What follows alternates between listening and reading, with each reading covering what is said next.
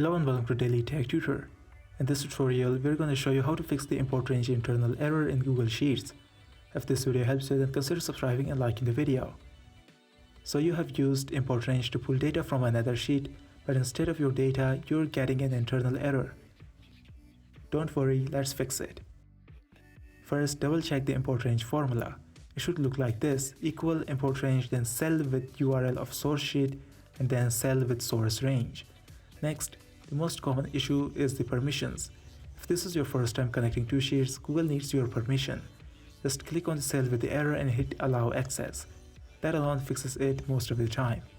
If you're still getting error, try breaking up the formula. Instead of importing a huge range, test it with a small section like A1 to B4. Sometimes importing too much data can cause issue. If you're using import range inside another function like query or filter, isolate the import range first. Make sure it's working on its own before nesting it. And finally, check if the source sheet is open and accessible. If it was deleted, renamed, or set to private, the import will fail.